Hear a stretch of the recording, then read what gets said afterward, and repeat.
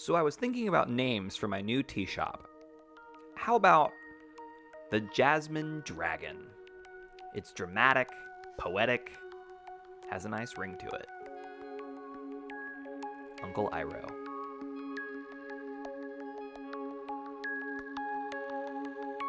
Bending Not Breaking, The Gifts of Imperfection Edition. Episode 10, Guidepost 9. Cultivating Meaningful Work, Letting Go of Self-Doubt and Supposed to.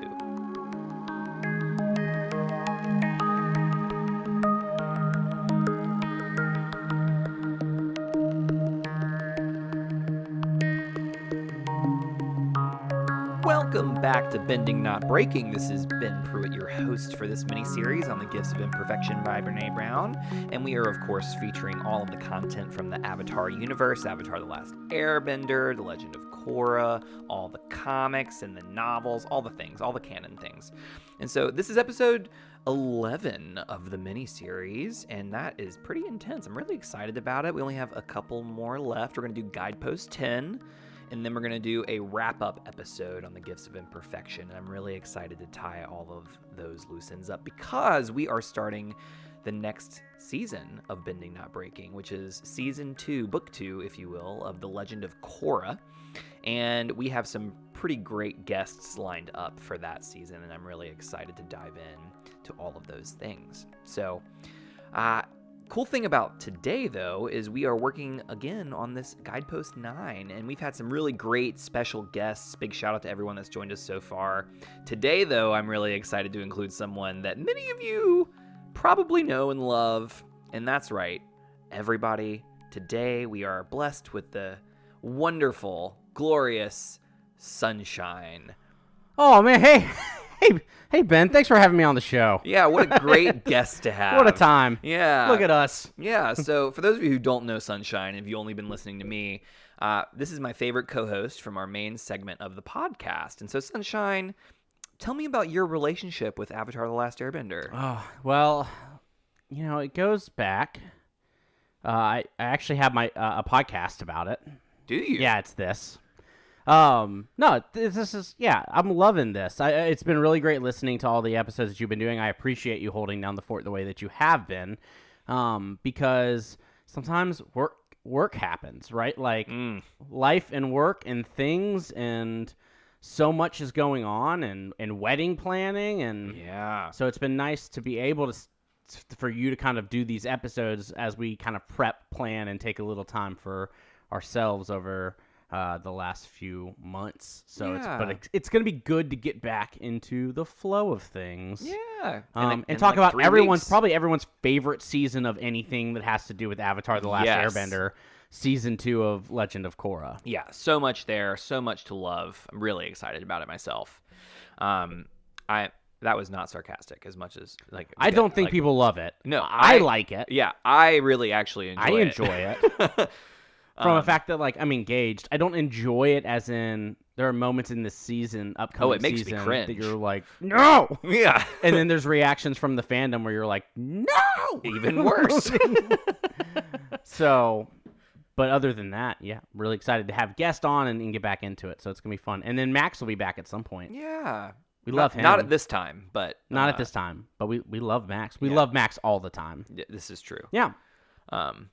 Yeah. So let's talk Brene Brown. It's not something we do very frequently. No, never. And we don't ever. She never comes up. Okay, let's get some logistics out of the way. Just for a reminder for everybody, we're discussing in the 10th anniversary edition of the Gifts of Imperfection, Guidepost 9, 141 through 148. And again, next week we'll be tackling Guidepost 10. So be prepared for that. That'll be 149 through 158 for those of you who are curious. And so, loving getting those logistics out of the way. Now we can dive into the content. So, when's the first time you heard of Brene Brown? Let's actually have the conversation. What is your relationship, and what have you read, and what's your deal with Brene Brown? It had to be back 2013, maybe. I think you gave me Daring Greatly as a gift. Sounds about right.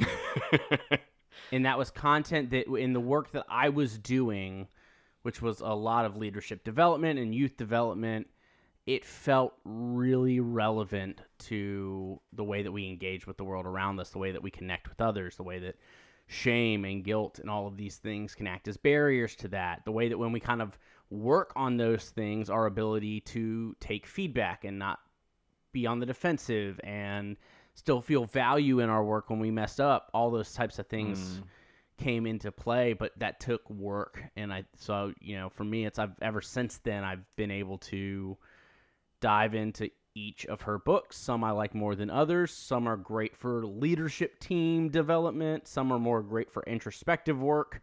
Some can feel like rehashes of just other material, but kind of packaged differently to be useful in certain situations. And but it's always been nice to be able to look at those and kind of reflect on that personally or with the team. So I've used them in book clubs for professional work. I've used them as teaching tools for up and coming young professionals, and so it'll be great to kind of dive into that more here today and what that looks like, especially through this lens that we're talking about. Yeah, and so I want to really kind of lift up. So for everybody who is wondering why Sunshine is here, it's not just because he was like, can I come back for an episode? It was like I specifically wanted him to speak to this episode because Sunshine, as I understand your experience right now, you have been cultivating over the past many a year this sense of what is meaningful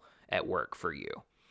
And you've also been grappling with this idea of feeling like I'm supposed to, and there's doubt present for you. And I'm just curious because I think that you will have a pretty helpful and unique perspective on this lens in particular. So as I say that, what comes up for you? So I went the nonprofit route right out of college. I initially wasn't going to. I was initially an advertising major, and I think I realized, honestly, early in my collegiate career that wasn't something I was interested in doing, but I didn't know what the next path was. And then I started working in youth programs with nonprofits and really loved it, found passion there, found meaning there, found like I was being useful and that my skill sets were contributing well to those things. And so I've done that for the last 12 years and have loved it. And there's been ups and downs, but I think the past 2 years have brought, not always, but in the past 2 years, you start to think about so many other facets of life being part of who we are and what we do. Yeah. As you grow and change, and so much growth can take place over 12 years, you start to realize, is this meaningful work that still is meaningful or still feels meaningful? Am I the one to continue doing that meaningful work? Or is there other stuff for me to do? Yeah. And I think everyone rumbles with that in some way, shape, or form as you grow and develop. I used to love being a lifeguard and found that as being meaningful work and work that I really enjoyed and had a purpose. I have no interest in being a lifeguard right now, but I still view that job as one that serves a wonderful purpose, right? So as you look at yourself, look at what you're doing, I think it is very healthy to ask questions along the way to figure out what your next step might be or what that looks like and how that comes together and how do you do that in a way that services your values. Yeah, that's really interesting that you kind of lift that up, how I think a lot of times we ask children, like, what do you want to do when you grow up? I hate that question. Tell me more.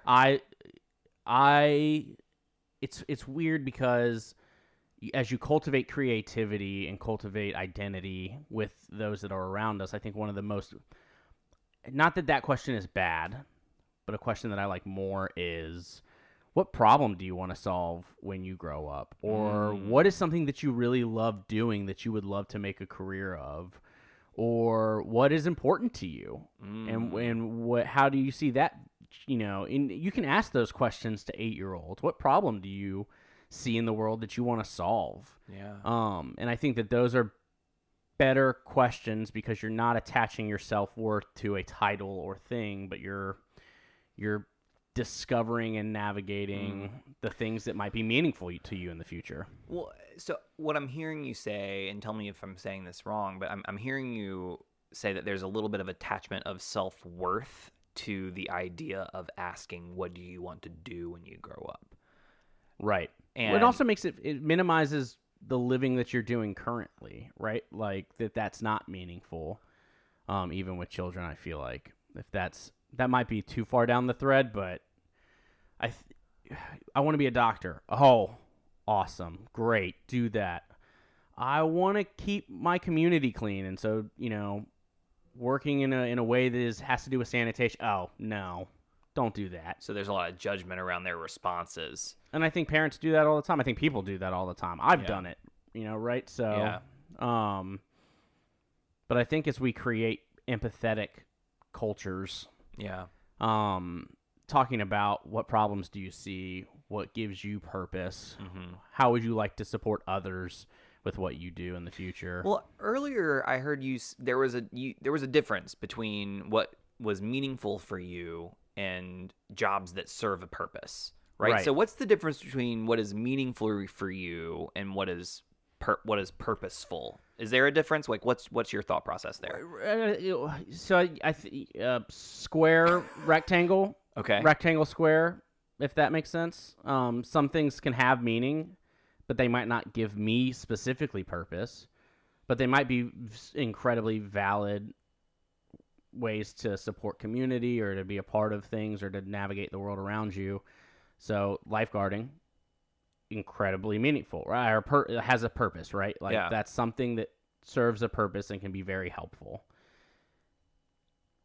It's not what's currently meaningful to me. And I think that can navigate based off what your value system is. What are your cornerstone values? What is your life dictating at the moment? Because there are certain things that I think are meaningful that have to be like, do you want to support a family? It's cool if you don't. But if you do, what's important and how do you make decisions that service that if that's something that's important to you? That's important too. And I think that's the question. So it's, one of those things. Do you want to support a family? If you don't want to support a family and that's not what's life-giving to you, then don't do that. If you do, excellent. Either way, whichever one is the life-giving version of that, make decisions in service of that moving forward.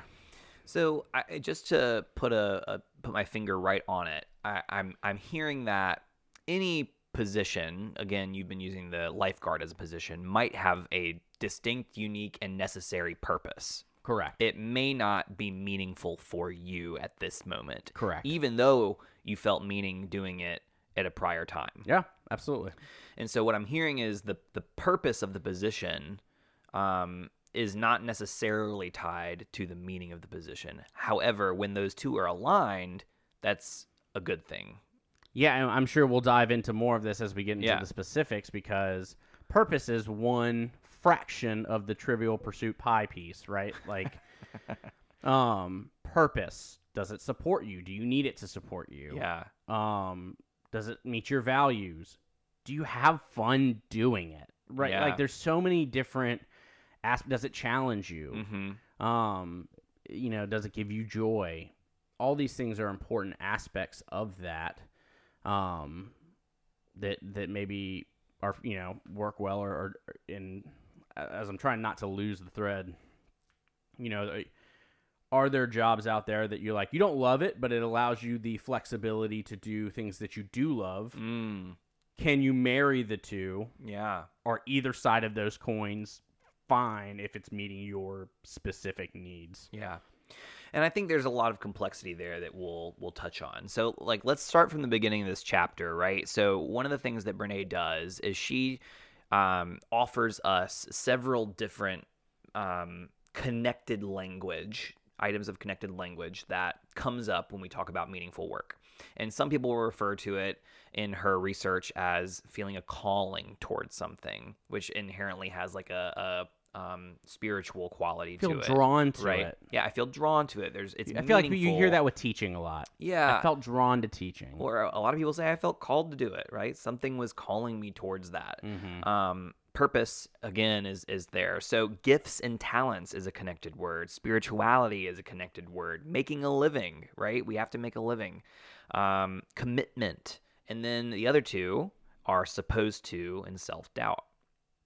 And one of the things I'm interested in kind of parsing out in terms of the times where you felt meaning in your work and the times where you didn't.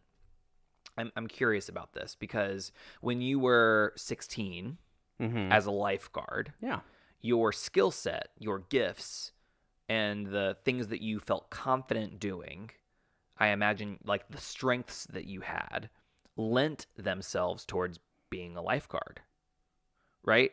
Yes. Yeah. And so as you garnered more skills and developed experience, do you think that's at all tied to where that meaning then pulled you towards, if that makes sense? Yeah, so I think not knowing this and not being able to put words on it early on in my life, there's always been something about creating safe, welcoming spaces that I've been drawn to. And I wonder if that's why lifeguarding was something that spoke to me when I first started doing it. I liked creating a safe and place where people felt like they could enjoy themselves. And I worked at a water park. It was very fun. It was a fun environment. I got to work with really cool people that I enjoyed working with. It paid well for me as a 16 to 18-year-old that didn't have rent or anything like that. So in my head, the paycheck was awesome and it allowed me to purchase things. And I was in a place of privilege at that time, so that was helpful. As I continued to grow my skills and realized that creating a welcoming space was something that I felt that I was good at, I found that there was a way that I could do that for more people in a more impactful way than lifeguarding allowed me to do. Interesting. And I didn't learn that for a couple years, but that's where I started to find a purpose of I can do something else that also does this thing of creating a welcoming space, but I can do it where it's a little bit more long-lasting or impactful, or people that those events or interactions stay with people a little bit longer. So to put it in other words, perhaps it served a greater purpose. The greater good. In a way, right? Yeah. And I think it's interesting because the analogy that I'm thinking of is if you have a flashlight and you shine it into an empty room, the light is diffused over the course of the entire room. But if you put it face down so the light is facing directly on the table in front of you, that light is very focused and very bright on that one spot.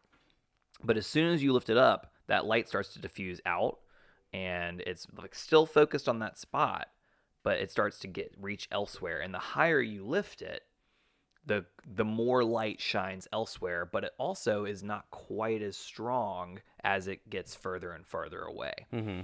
So as you kind of hear that, what's the balance? Where and I don't know that you'll have an answer either, but like what's the balance of like is it that we need to like get brighter so that we can serve or is it that our light is like there, it's static? Is it like I'm just curious about that. It's funny as you use that analogy because I think there's so many different other analogies that pop up with that. Sure, and every analogy is broken in some way. But sure, but what I think of is you start out with this flashlight, and then you realize that if you by changing things that you do or by learning more, you can make the wattage of the bulb brighter, and so that allows you to service more people. Yep. Or that you can have a more focused lens that makes it brighter in a very, even when you lift it off the table, it can still stay very bright and focused but reach other places.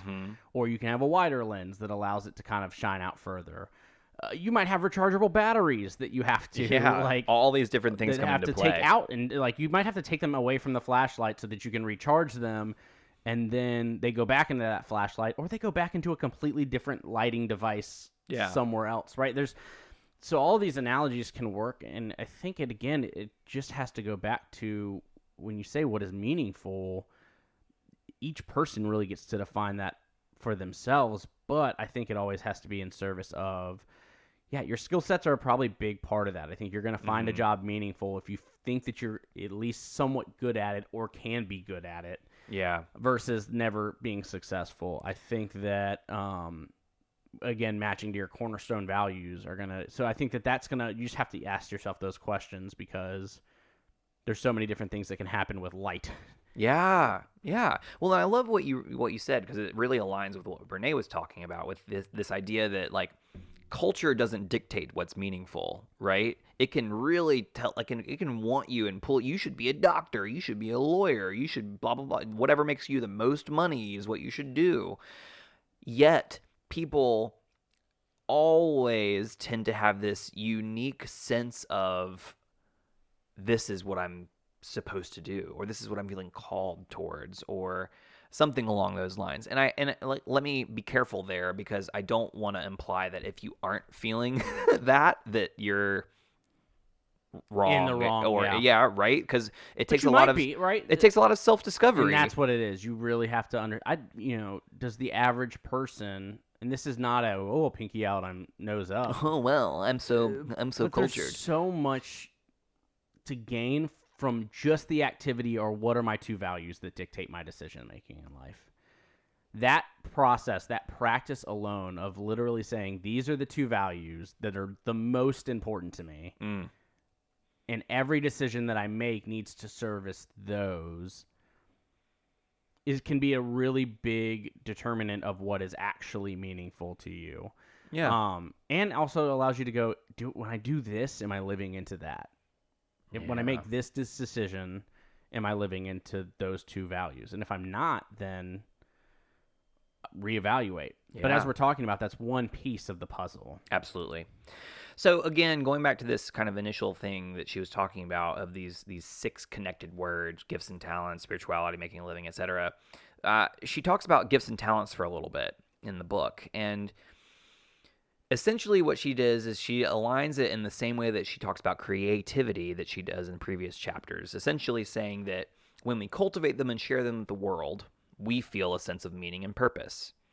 And conversely, when we squander our gifts, or when we don't lean into our talents, it brings distress into our lives that manifests in our bodies and in our emotional system, right? So it leads to feeling emptiness, frustration, resentment, shame, etc., all the things. All the things. And what she writes is sharing our gifts and talents with the world is the most powerful source of a connection with God. Which is really interesting for like someone like Brene, who is like very like anti the quote woo-woo factor in her work.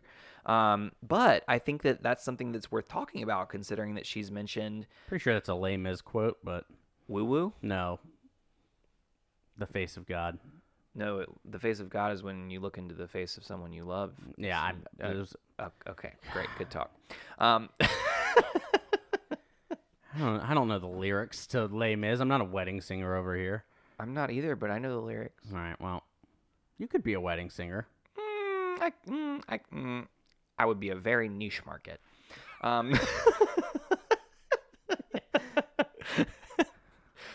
Anyway, I don't know that that's what I feel called towards, so to speak. I'm sure your rendition of Ave Maria is breathtaking. No comment. Anyway, so yeah, I think that that's something that's worth noting. So kind of in your experience, leaning into this idea of gifts and talents. Yeah. Can you think of a time specifically where you felt work was so, like what you were doing was so right, and this is where I'm meant to be kind of a feeling? And to take it a step further, in that moment, were you leaning into your gifts and talents? Yeah, so the first moment that comes to my mind, maybe not the first, one of the first, when I go back to my youngest, it does go back to me lifeguarding. And I remember that I loved working rides at the water park that I worked at, especially rides that had a little bit longer of a wait time, because it allowed me to speak and spiel and crack jokes. And I had And this, heckle? like, not really heckle, but like, there were jokes that we could do with the rafts, or be like, oh no, you're going down backwards. Moments that were connection pieces with me and the line that was waiting to go on these rides. The most specific one that took the longest was this little ride that it was a toilet bowl ride, but it was one raft at a time, and it took because it's limited inside this bowl. You have to wait for that person to circle the entire thing and drop out before the next person can hop in. So naturally, the line took a very long time for that ride, which allowed me to figure out that if I had this like 30-minute spiel that I could tweak jokes in, or say that got me through about a section of the wait time, and then as those people left, a brand new group of people came up to me. But it allowed me to connect with others. It allowed me to still create a safe environment. It allowed me to perform, which I typically enjoy doing. It allowed me to get to know people and make them feel happy and safe and not upset about being in a 45-minute wait line. So those things were, and that was the simple aspect, because even at that point I was still discovering what my strengths were, but public speaking and creating a welcoming environment were there. As I get older and I start to dive into what my real strengths are, connecting with others, I realize that collecting resources is something that I'm actually pretty good at, and collecting stories and experiences and sharing those with others is something I'm good at. And so I realized that teaching on a adult level in professional settings is something that I really enjoyed, and I got to do that as I am working with a youth team that's running several different youth programs. I had a lot of full-time staff that was working with, and I got to be mentors to them and run group meetings and one-on-one individual coaching sessions that were also professional development coaching sessions. And there I was getting to use those resources and still getting to connect with people and still being able to dissect feelings and understandings and things that I'm also good at, while also making it a very relaxed space for everyone involved, so that people realize that they could give and receive feedback well. I hope I did, right? That was the hope. And that was something that I really love doing. And so that was a moment for me that I feel purpose. I feel this is meaningful. These people are getting to go out and positively impact more people than I could do personally. And so that was how I kind of saw my impact growing, and felt really good about the work that I was doing. Yeah. And so, but that connected with things that I also feel like I'm good at. Yeah.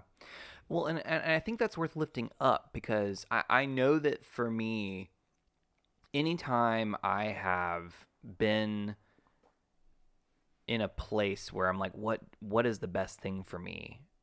And what do I need to do with the rest of my life? How do I spend my time? Because another way to phrase that is, how do I spend my life? Right? Yeah. Because time is life. It's finite, right?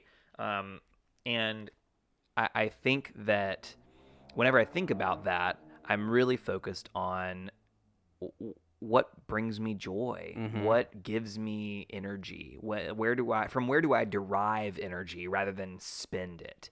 And I really want to focus on cultivating spaces where this gives me energy and brings me life. So I think most of the time that is in alignment with our gifts and our talents, if we are willing to claim them as gifts, which is the hard part. Yeah. Right? And so before we get really into the things that get in the way of this, there's one more thing I want to kind of talk about, and you've kind of mentioned this already, but one of the things that comes up with this idea that is, again, one of these words is commitment. Right? It takes a lot of commitment to do the things that we love. And part of that is often meaningful work doesn't necessarily pay the bills. The things that bring us meaning aren't necessarily what we went to school for, right? And a lot of us who are potentially in midlife, or who are like, oh no, I'm in my 30s, I'm a millennial, or wherever you are in life, really, if you're in a job, sometimes you're doing that because you have to be there in order to support the family that you want to support, in order to pay your bills, in order to make rent, right? And it sometimes, like seldom, but sometimes it aligns where everything works out for that person, where they're doing something meaningful, they're living their life, they're like earning a living wage. But that's not always true for everybody. Right, yeah. And so how have you balanced this in your life when sometimes you don't necessarily love the work that you're doing, and it's not feeding you the way you're hoping it will feed you, from where do you get that meaning from when you're in that mode? Does that make sense? Have you experienced this? Yeah, and I think it's happened to me a couple times in my career. One time it was the catalyst was not being able to afford to live, right? I was in an entry-level position for the organization that I currently work for, but I also had student loans, and the cost of living was going up in the area that I lived in. And it got to a point where I said, I just can't afford to do this job anymore. And I almost left. And the only reason I didn't leave the organization was because I ended up getting a promotion that I applied for. Had I not gotten that, I don't know if I'd still be working in the organization that I'm currently working for. I don't think I could have. Yeah. So I think that was a part of it. And that came with conversations with mentors, conversations with people that I trust. But even then, I really loved what I was doing. I just couldn't afford to do it anymore. Yeah. And that almost drastically shifted my life. I got very lucky that an opportunity kind of showed itself in that exact moment, which was helpful. For me, there are still times where it says, I don't know if this is exactly what I want, or the trajectory that is typical for a person in my role is not what I want. And so there's a little bit of that too, of saying, I know what the next step should be. Yeah. But I don't want to do that. That doesn't speak to me as much as the role I'm currently doing. And so it speaks to me a lot. I know that feeling. Well, and so it's because at a certain point in my role, it becomes you're not just leading these youth programs, you're not just leading these youth staff, you have to start doing wellness and fitness and membership and things that arrive with the nonprofit that I currently work for. And those are, again, that is a job with a purpose.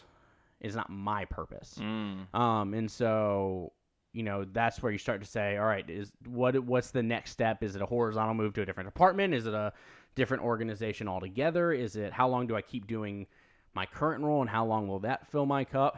You speak with mentors, loved ones, your 1-inch sheet of paper if you're going off of Brene Brown. Yeah. The people that you trust that are going to give you candid and compassionate feedback, and you work through those things. So I think any organization, you're going to have moments where you sit there and say, I don't love this aspect of what I do. Can I change it? So can I ask you a specific question? Sure. I really want to kind of lean into what it was you were feeling at that moment. Sure. So what were the emotions that you were experiencing as you were grappling with this decision to leave something that you feel a lot of meaning doing, but it's not tenable? So there's fear and stress that come with that, right? A fear of, if I can't afford to live or pay rent or buy food, or what does that do to my physical health? What does that do to my mental health? What does that do to, if I can't afford to do outings that build relationships that fill my cup?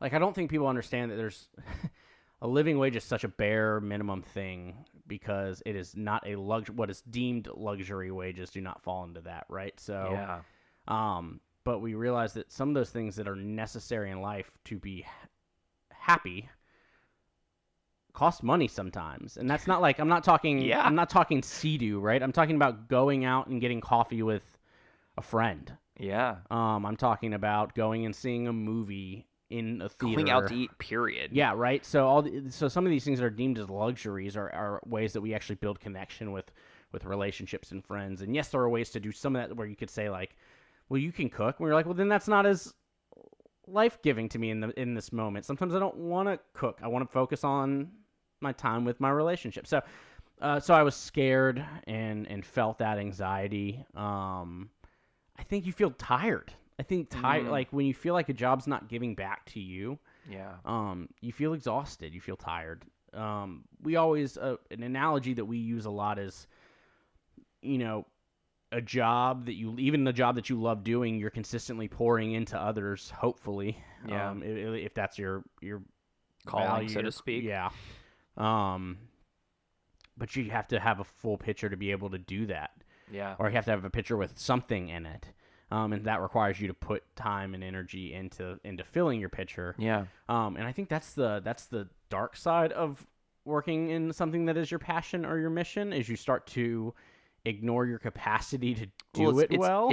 It's also easier to be exploited. Yes. Yeah. Right? Very When much you're so. doing something that you love, it's very easy to say, "Oh no, I'll do that I'll stay another hour." Oh, and that's just like, and Well, then because I think it's meaningful, right? right? I think that was one, and I don't know if we're there in the conversation yet. One of the toughest things to do is I should do this because it's what's best for the kids in my program, or for the Yeah. parents, or for the families, or for the community.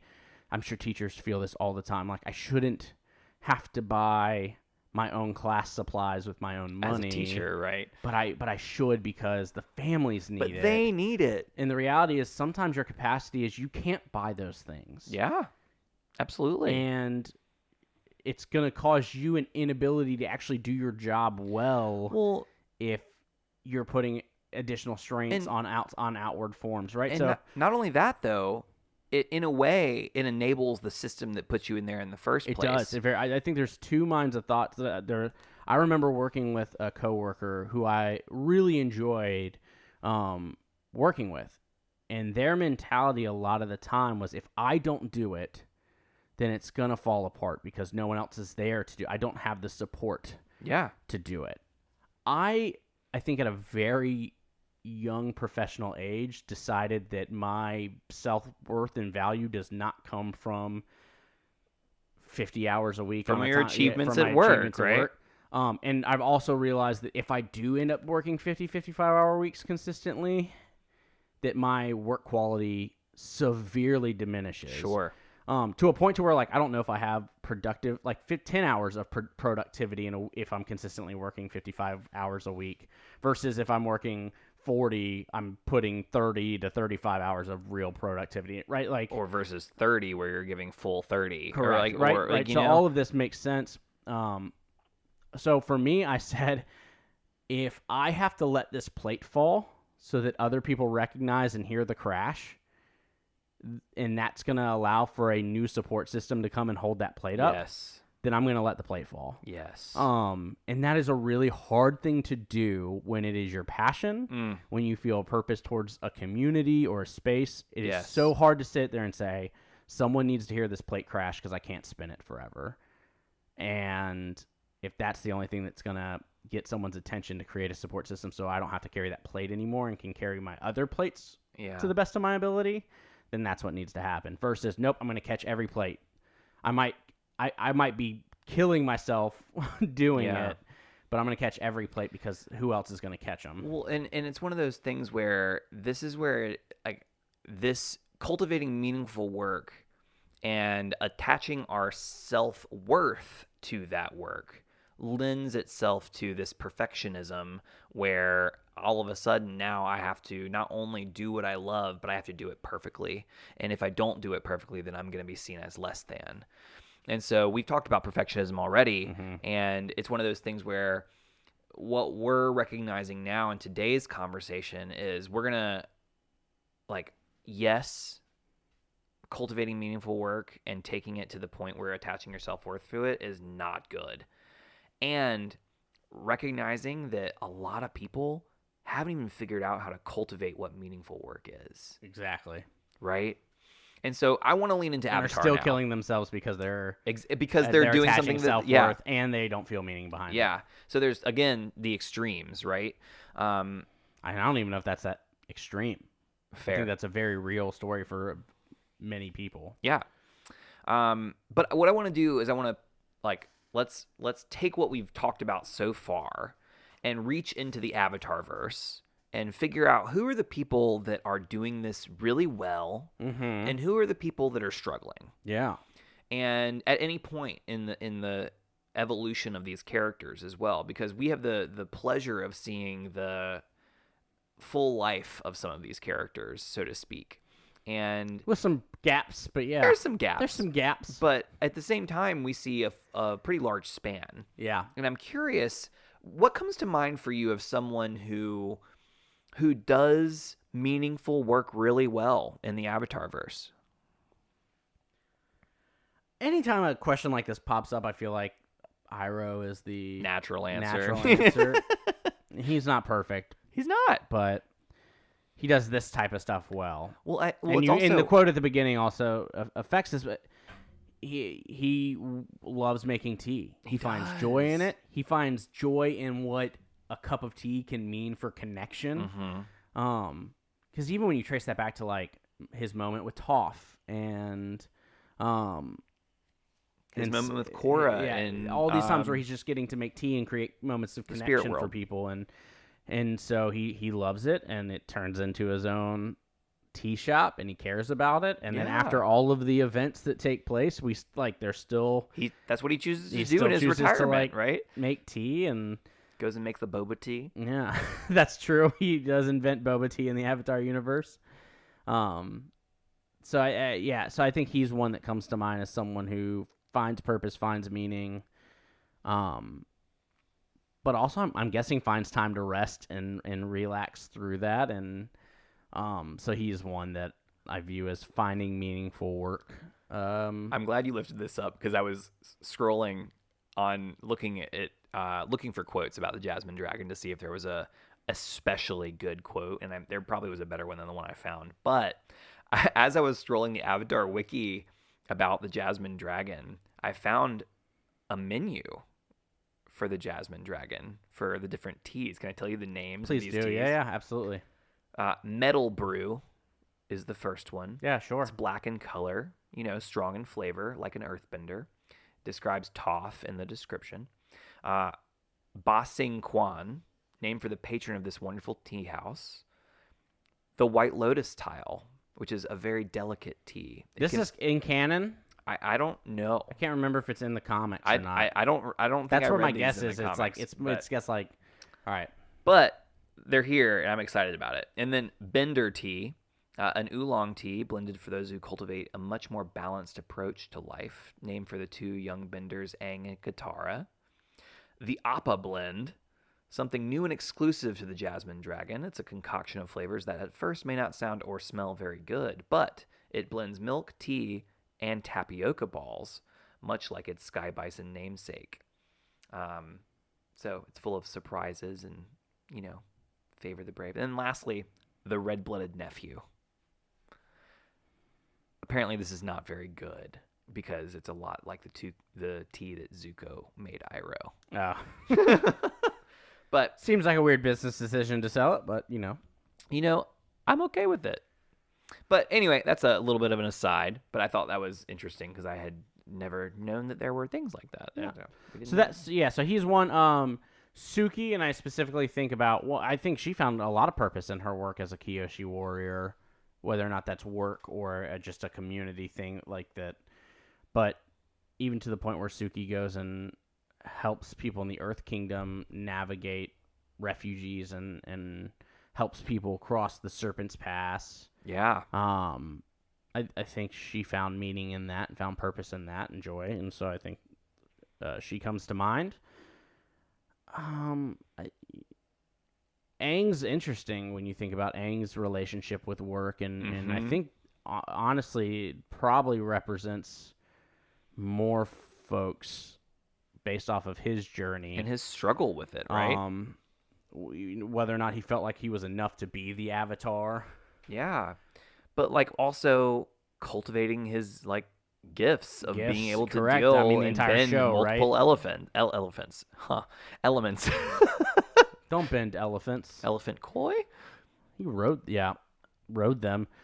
But he's one that there's a lot of I should do that. I have to talk about Korra also. Yeah, dealing I with have similar to do issues. this. I should do this. I don't feel good at this. I'm not good at airbending for Korra. Yeah. And so the Avatars, that's also an incredibly difficult job. And so how do you motivate yourself to the point of there's extra work that goes into it, but you still have to take time for rest and play?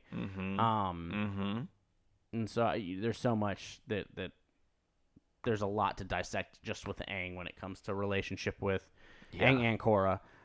When it comes to the relationship with meaningful work Yeah. and should and shame and I also think of Ty Lee, who, went to the circus because that was something that freed her from her family system that she didn't feel comfortable with. And then she really enjoyed being with the circus. And then Azula comes along and that didn't work out so long. And then she's like, nah. And then she leaves that and joins the Kyoshi Warriors. And in the same way, we've talked about this before, she was like, she left all of her 6 identical sisters to instead be a part of the identical Kyoshi Warriors. But what happens was she was able to use her gifts to protect she was protecting the Fire Nation. When we talked about this, I think with Cricket back in either the 3rd season or 2nd season, around Ty Lee's autonomy that comes with choosing to be a part of a group and being able to step away from that group when you need to every now and then. Yeah. Or still feeling your independence. And so there's a lot that goes into that. Because there is work that we find that's meaningful, and you have to step away. Yes. You have to step away sometimes to recenter, to refocus. Sometimes you just have to shut off your computer, not check your emails. In extreme cases, sometimes you have to leave an organization, and you might go back to that organization. Yeah. 10 years later, 5 years later, 3 years later, but sometimes you need to leave, right? Yeah. Sometimes that's just a thing. So again, if you need to let the plate crash in order so that people can hear it, then so be it. Because that it kind of goes back to this idea of how we function in response to a stressor. So we've talked about this before, but people who underfunction typically are the ones who underperform, and they will shy away, and they don't show up. They're unable to do it. And then the overfunctioners are the ones who are like, I'm going to do everything, and then you can't do anything because I have to do it all in order to maintain control, right? And in a way, that's what this is. It's a response, right? And so when something happens in our meaningful work, if we overfunction, what happens is when we overfunction is we enable the system to continue. Well, yes, yeah, and right? not maybe the system. That makes me think of nightmares and dreamscapes, or daydreams, nightmare, daydreams, dreamscapes. Same thing. Nightmare on Elm Street. No. Dream Warriors. It may be October, but this is not the same world. Spooky season. I love it. I still want a Karuk horror series. We should tweet at Bending the Elements about that. Yeah, I'm just, the time is meow. Right, but that's a perfect example. The overachieving, right? The stress, the anxiety leads to I have to continue. Because if I don't do it, then I'm not going to be good enough, or it's not going to work out well, and I have to keep going and going and going. Even when people are shouting at you to rest. And I've even realized that in professional settings, even when people that love and support you in your work are telling you to rest, if the support isn't there to remove your hand from the stove, and you're going to keep have people telling you to do it is not going to change it, right? People are going to react in a way that makes them feel comfortable. Yep. So yeah, it's hard. Hang's got a lot going on. Well, and so what you're pointing to now is where we're heading, right? And what we're heading towards is we've talked about the idea of meaningful work. Always been good at a segue. Yeah, we're talking about meaningful work and what it is. And now that we've kind of at least talked about it for a little while and identified some characters who do it well, I now want to kind of venture into the things that get in the way of cultivating meaningful work, right? We've even talked about what happens when meaningful work goes too far, right? When we begin to then overfunction and make it so that we are doing it at the expense of our own self.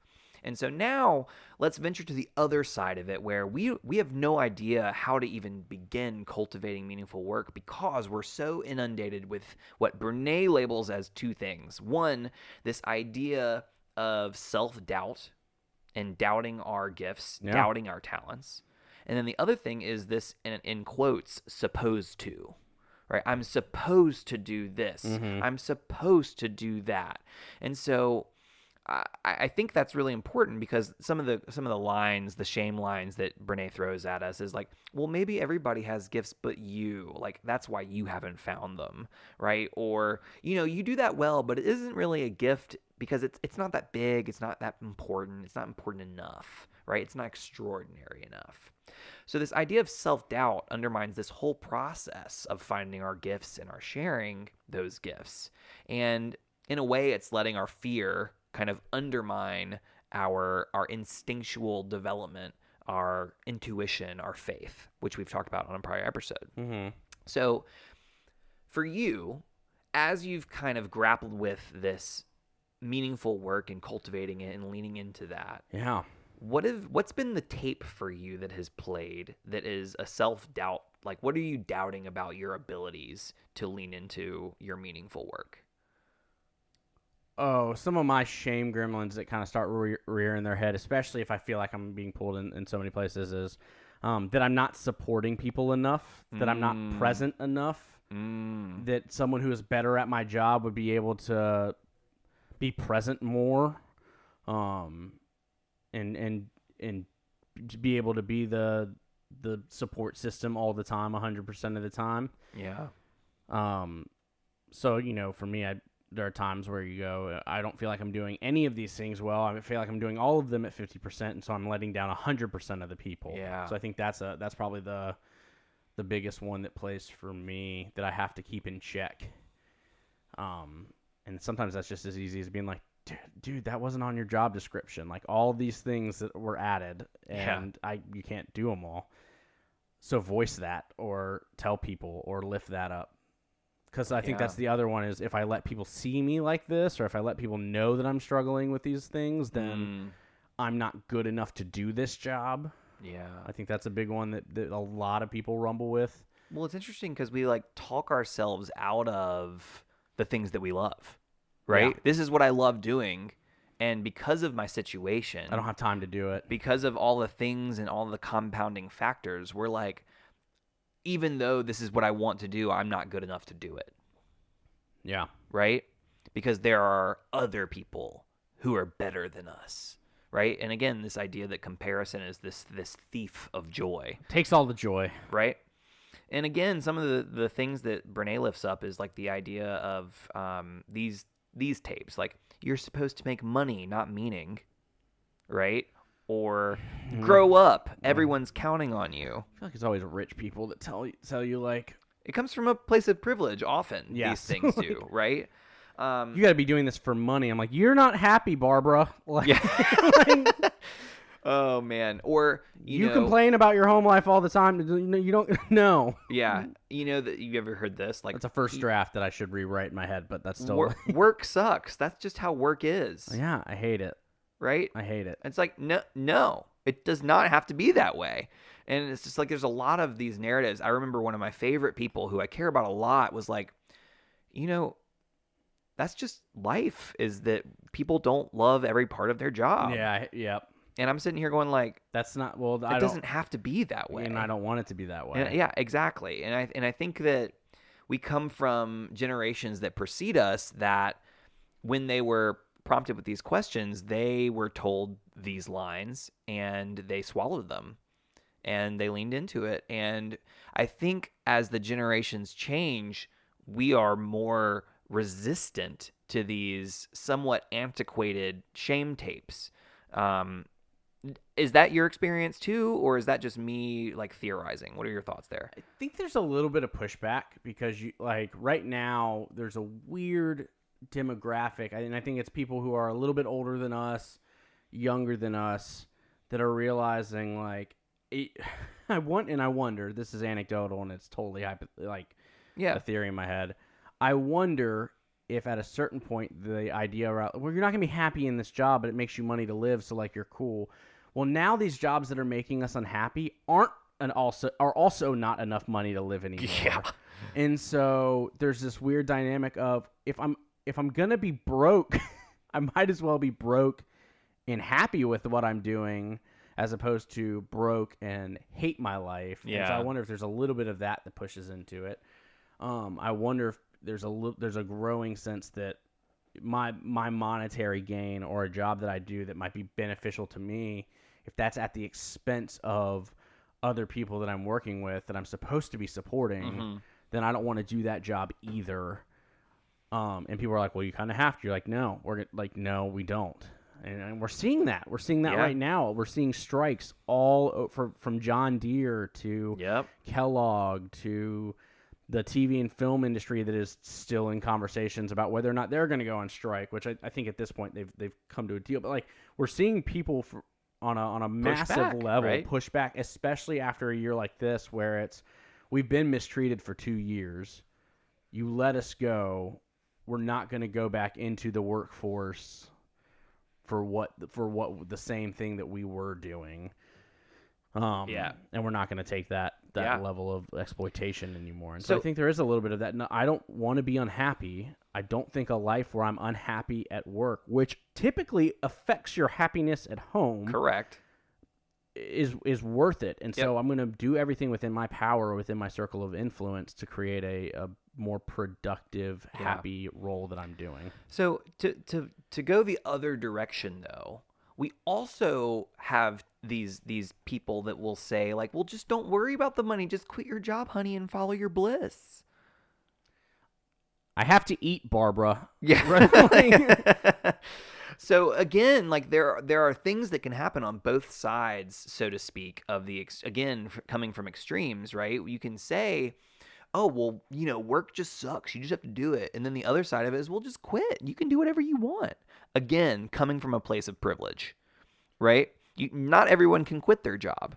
Well, not everyone makes it doing exactly what they want to do and love doing, right? How many people try to be pro athletes, Hollywood stars, and don't make a living off of that. And they still do it, and they're happy, and that's cool. Do what makes you happy. I love it. If you can do what you need to do to live up and be the best version of yourself, or at least close to, then Well, and I think the problem with that is we're often, again, as we so often are, provided this false binary, right? Where we have to choose between the work we love and supporting the people we love, including ourselves, right? And the problem is that's not an accurate binary, right? It's we have way more options than those two things. We can absolutely work a job that pays our bills and use our other time to do things that fills our bucket, right? Depending if all your time isn't paying your bills. Sure. Right? Yeah. Yeah. But yes.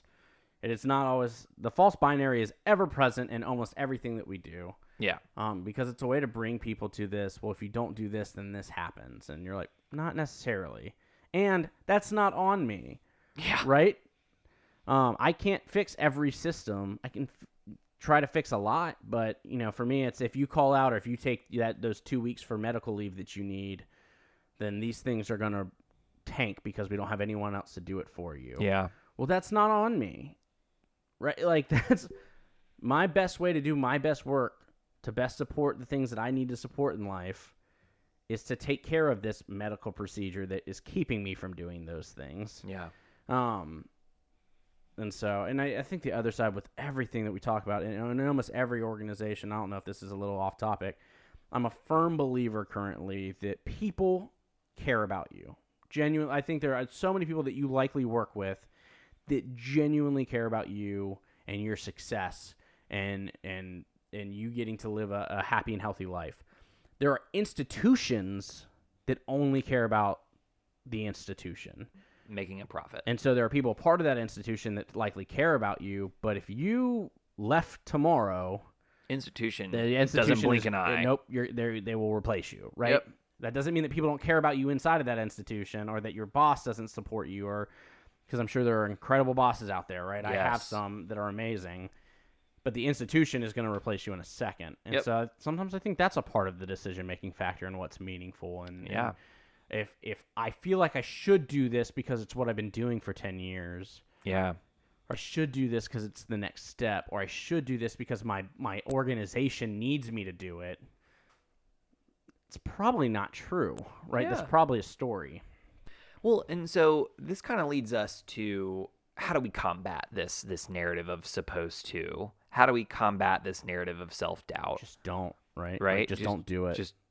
Just don't combat it. No, I mean, just don't do the thing. I was like, just don't combat it. You're just gonna live with it. Just like stop doing it. I'm joking, but I'm also kind of not, right? So I think there's a little bit of. I think I have found in the work that I do, specifically to me, this is something that rings true. There are things that happen inside of the work that I do that I either like or don't like, but I can change them, right? I don't like this and I don't like this process, but I have direct impact on changing that. Yeah. I have something I don't like, can't change, but can live with. Yep. And I have things that I don't like in our deal breakers. Yep. And I think for me, there are certain things that I am not my best self. I don't love the work I do when I'm consistently working over 40 hours a week. I just don't. It's not something. I'm not the best version of myself at home when I have those weeks. I'm not the best version of what I can do and be productive at work. It's not my best self. I am currently lucky enough to have a supervisor that recognizes that. And so when I say, like, no, I can't accomplish that because I don't have the time to do it, we find time elsewhere. Like, we find a way. If I had a supervisor that said, too bad, no, you need to stick around and do it for the next 10 hours, I don't think I'd be in this job. I think I would have quit by now. Yeah. And so I think that's, it depends on how lucky you are. I also have the ability where I've saved up enough where I could quit for 3 months and take that time to find a new job, and I would be roughing it for a little bit, but like I would have food and shelter. Yeah. And that's a privilege. I've been able to do that. And so there are certain things that sometimes you can't quit things that you hate, right? So I understand that's part of privilege as well.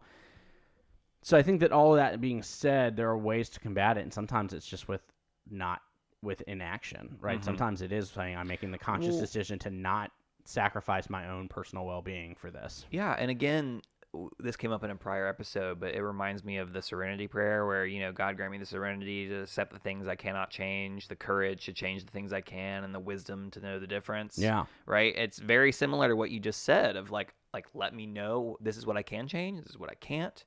This is me discerning those two things and being okay with the ones that I can't change. And that's just an important skill to develop, that discernment, right? Yeah. So Brene says that in order to combat this, we have to ask ourselves the big questions, kind of like Iroh confronts Zuko. And like, it's time to ask ourselves the big questions, right? Who do you want to be? Yeah. What makes us afraid, right? What's on our, quote, supposed to list, and why is it there? Supposed to not be afraid of Ursula, and yet. And also who says that it should be there and who, what, or not, right?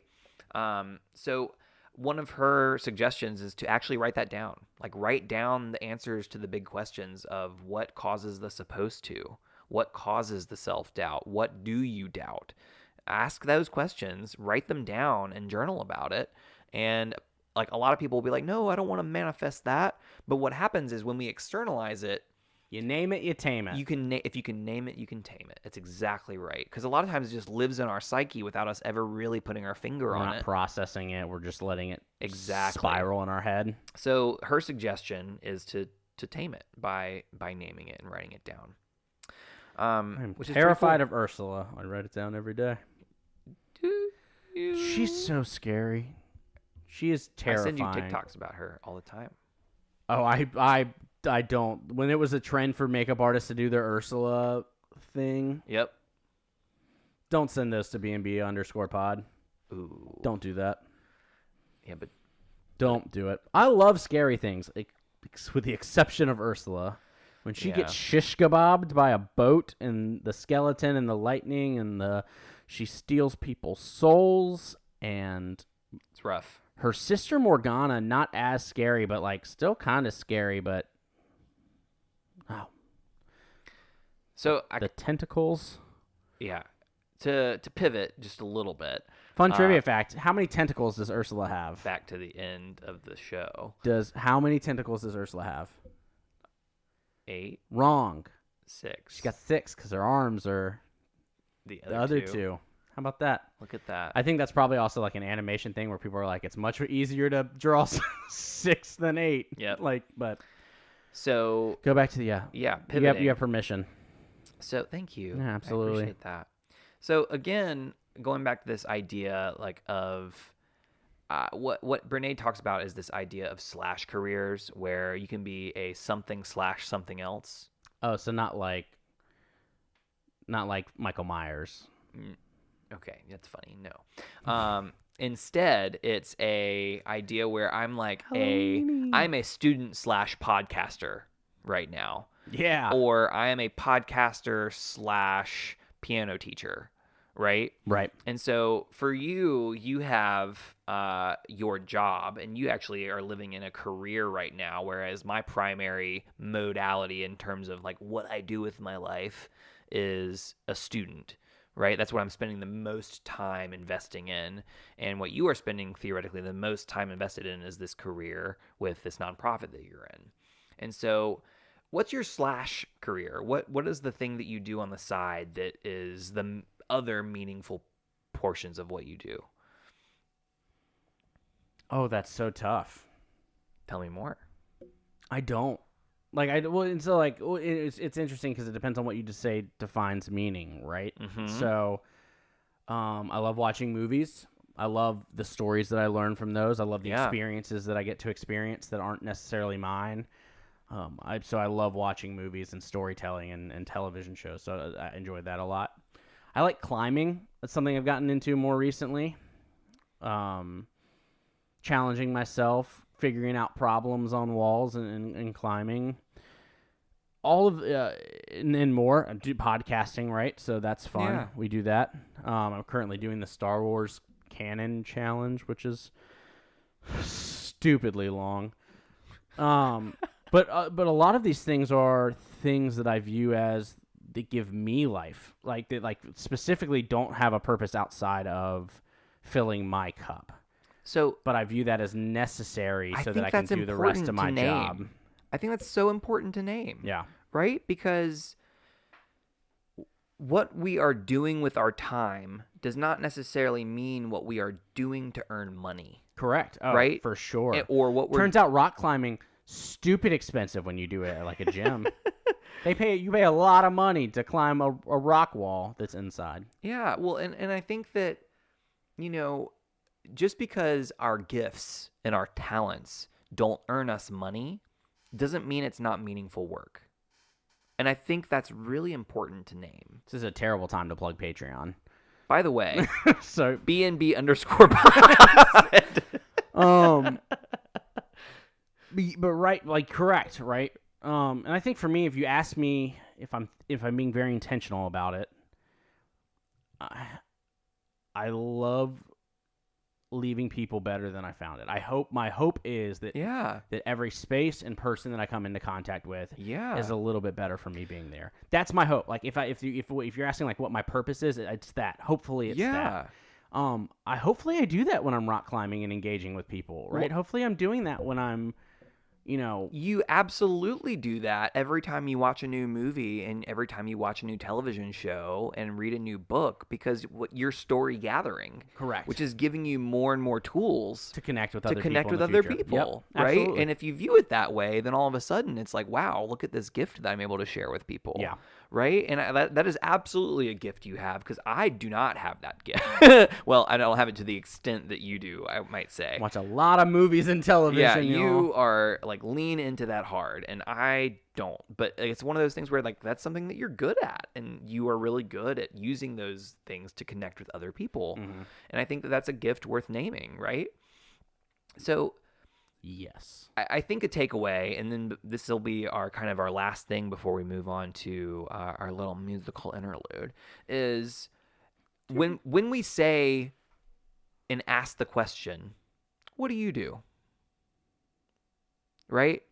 What happens is if we ask that question, what we're doing is we're reducing the person that we're talking to the answer to that question. Right.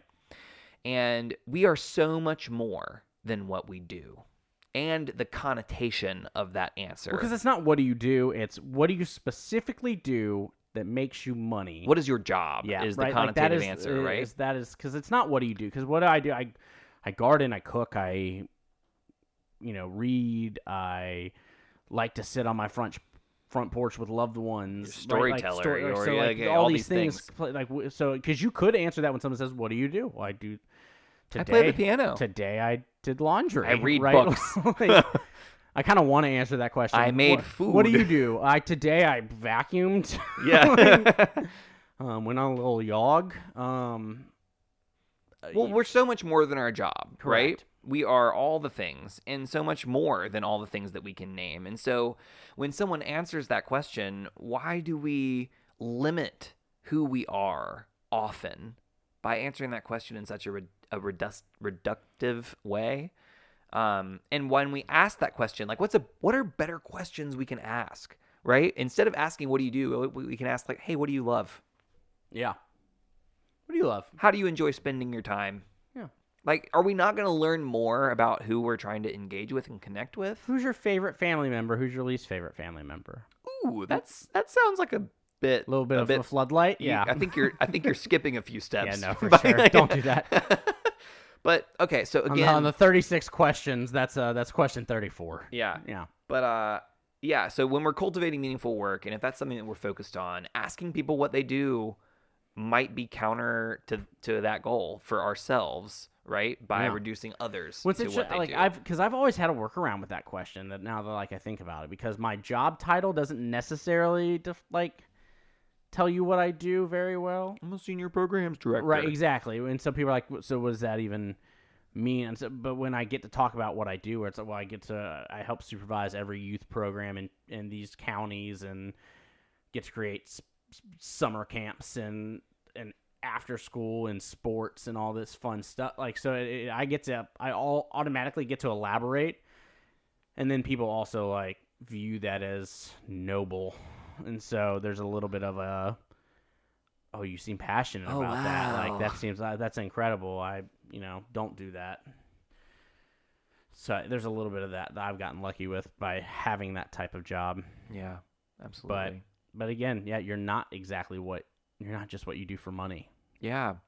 So I wonder if we can help people by challenging our listeners to not ask that question. I love the question, what do you love? Yeah. How do you open your initial questions with people as you engage with new people? How do you open that up to be more life-giving? All right. This has been a really cool thing that we've been grappling with. So we're going to take a nice little musical interlude and come right on back.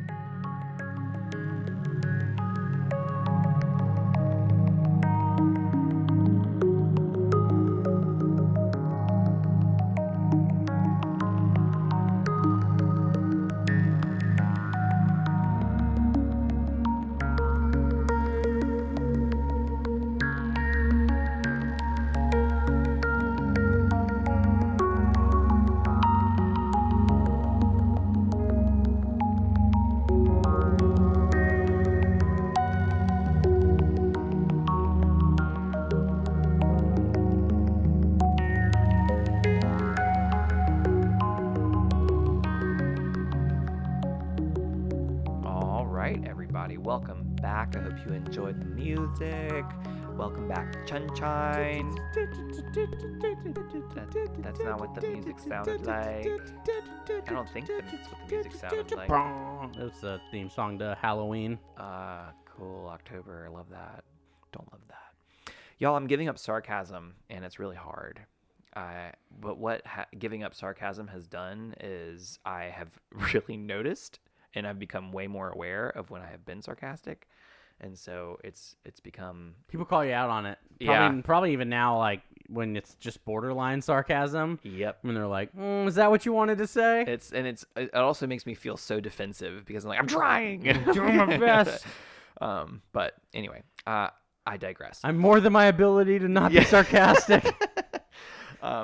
Yeah. So, okay. All right. So y'all are pros at this by now, listeners, because this is our 11th episode. Can you dig it? Yeah, it's time for dig. We like to dig into things. And so the way we're going to dig in is we're going to start with DIG. And so get deliberate, get inspired, and get going. And Brene brings us into first getting deliberate by asking us to write a list of our criteria for what is meaningful. So she asks, like, is it inspiring? Is it creative? Like, what are the qualities of meaningful for you? And how can the criteria you come up with be this filter for future decisions? And that really reminds me of your earlier comment of having a value system that is the filter through your decisions. Mm-hmm. And so kind of like as these two things come up, that's Brene's recommendation. You already said that earlier, but in order for you to get deliberate about what is meaningful for you, I'm really curious about how are you going to start really being intentional about making this a priority for yourself?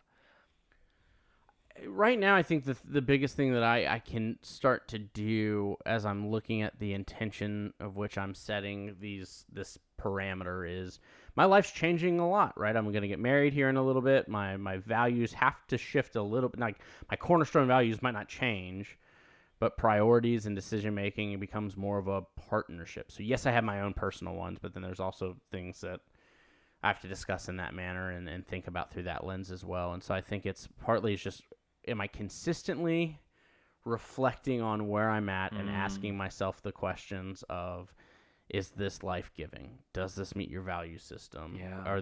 Do you need something else to feel joy?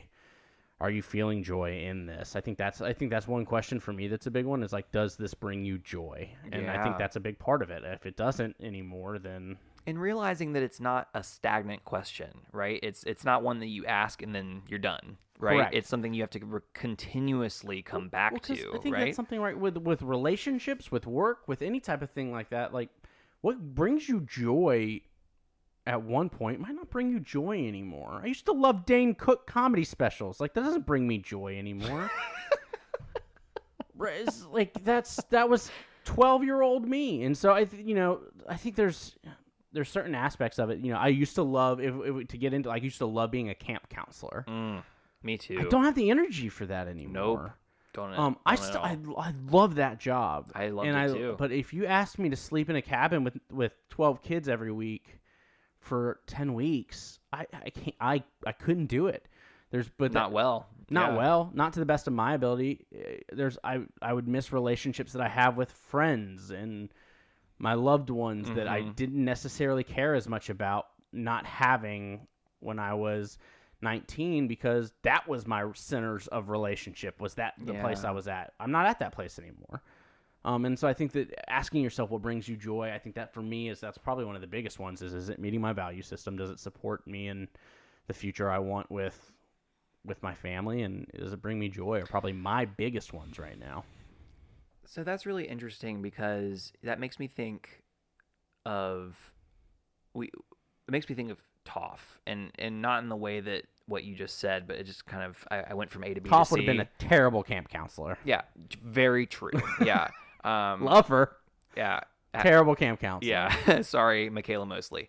But I think that I'm curious about like her progression, because what we know of her is that right after Avatar: The Last Airbender and going into the comics, she starts a metal bending academy, right? Where she becomes a teacher of metal bending, and she has a few students, and that's her gut, is that she wants to be a metal bending teacher. And then what we learn in The Legend of Korra is that she eventually becomes the chief of police.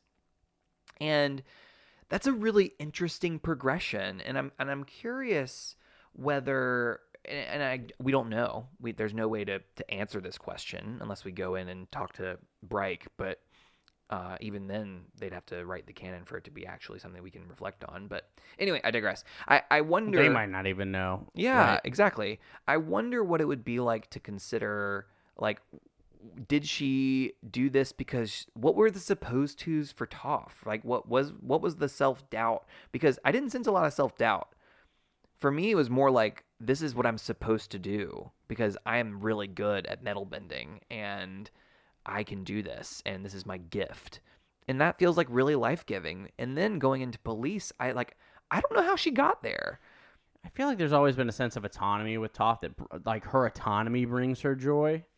Like her autonomy. So I think there's a little bit of, I want to do a metal bending academy. I like metal bending. I want to do it. Yeah. I can do it. I'm going to do it. And I think there's a little bit of autonomy that maybe allows her to find purpose and meaning. So even if Aang begged her to be the chief of police, I think there's part of it that she's like, I can be good at that. I want to do it. I'll do it. Right. Yeah. So like, I think there's maybe a little bit of that comes with it.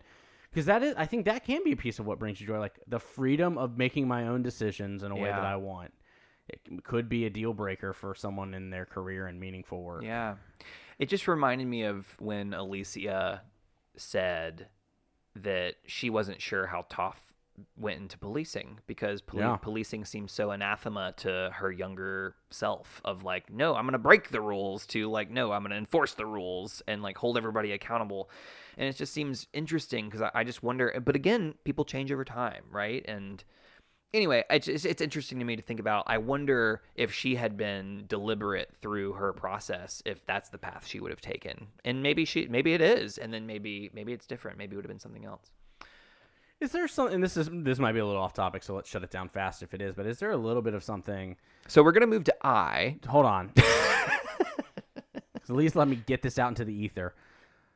Is there a little bit of I like to only follow the rules when they're my rules?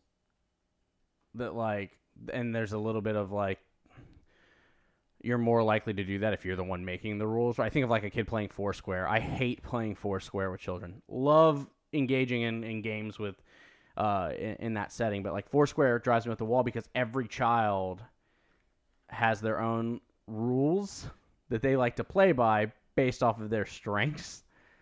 So if I snake eyes an 8-year-old, snake eyes aren't allowed, and you're like, well, okay. Well, let's figure out what is allowed. And then I slams aren't allowed. You're like, well, okay. So like, bust stop. So I wonder if there's a little bit of that, or if they're good at snake eyes are allowed, right? So you know, that's my tangent question. Yeah, maybe. I wonder if that had anything to do with Toph being willing to. I am very, very interested in listener evaluations on Toph's trajectory in her work. Please send in a voice memo, 2 minutes or less, or to the archive@gmail.com. Yeah, that'd be great. Do that. All right. Next is I. So we've done. I get inspired, and so the question is like, who or what is inspiring for you in terms of cultivating meaningful work? So for me personally, one of the moments I love most in everything that I've done from being a camp counselor in youth, so even what I do now is that moment of where it clicks, where a moment of achievement or celebration clicks. That kid hits the archery target for the first time. That child canoes 11-mile river for the first time, or a full-time staff member has a really great conversation with someone that they're supervising and supporting that they thought was going to go terribly, but because they used certain things that we talked about, like felt that it was really productive. Moments where people click and feel good at what they're doing and feel connection and joy, like that inspires me. And so I think for me that if I'm not feeling that I get to contribute those moments, I'm going to start questioning, all right, am I still in the role that I'm meant to be in, if I don't feel like I'm having opportunities to do that, or that I'm not seeing that happen as much. Yeah, that sounds for me, that sounds really hard because it's reliant on other people, right? It sounds like it inherently depends on other people's response to you rather than coming from intrinsically from you. And I think that does that make sense? It does, and I think that goes to, what do I feel good at? I feel good at being able to connect with people. Yeah. To get that reaction. So if you don't see that, then it's So if I don't see that, then is it me? And I don't feel personal shame when those moments don't happen unless it's prolonged or like really wearing over time. So yeah. So just seeing validation of gifts is inspiring for you. Yeah. Brene lifts up the book The Alchemist by Paulo Coelho. Oil in the Spoon. It is an incredible book that I highly recommend. Oil in the Also, Spoon. That is a great story about oil in the spoon. Yeah. It's in chapter 4. Oil in the Spoon. Oh my God. But the whole book kind of illuminates the ties between gifts and spirituality and work, and it's just a really, really beautiful book. I highly recommend. I'm probably due to reread it. Actually, it's been a few years, so it's time to reread it. But that's what she lifts up as something that's inspiring for her in terms of cultivating meaningful work. There's a story about... Is it a spoon and child oil holding a spoon? All right, we're gonna move on to G. It's the only part I know in that book. We're gonna get going. You know the story of Narcissus too. It's the prologue. Oh, that's right. Anyway, G, get going. Get going. Right? So we've done D, we've done I, we've gotten deliberate, we've gotten inspired now. We got to get going. We have to put this into action. So what can you do today that is a baby step towards cultivating meaningful work in your life? What brings meaning to you? Answering that question might be the answer to that. It might be thinking about like what would be your /career goal, right? Your We don't do /careers. X/Y career. What? You said we don't do /careers. What do you mean? Are you a podcaster / a student? Yeah. You're so much more than that. Yeah, but I'm not answering what I do. I'm saying what? Yes, good. Yeah. Listing out, like taking the steps to actually make that list of what inspires you, and like so for you, Sunshine, specifically, what is the actionable thing that you can do to work towards a little bit more meaning in your work?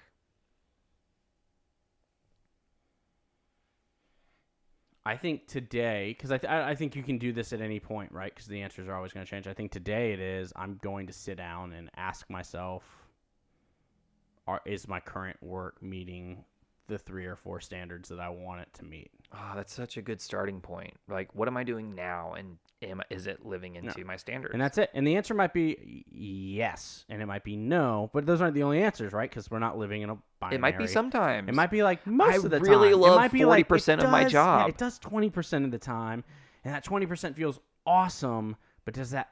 Is it worth is the it 80? Worth the 80, right? Or it could be it's 50-50, and the 50 is totally worth the other 50. Yeah. Or it could be 60-40, or if you're really lucky, it's 75-25 or 100-0, right? Yeah. Like, so it can be all of these things.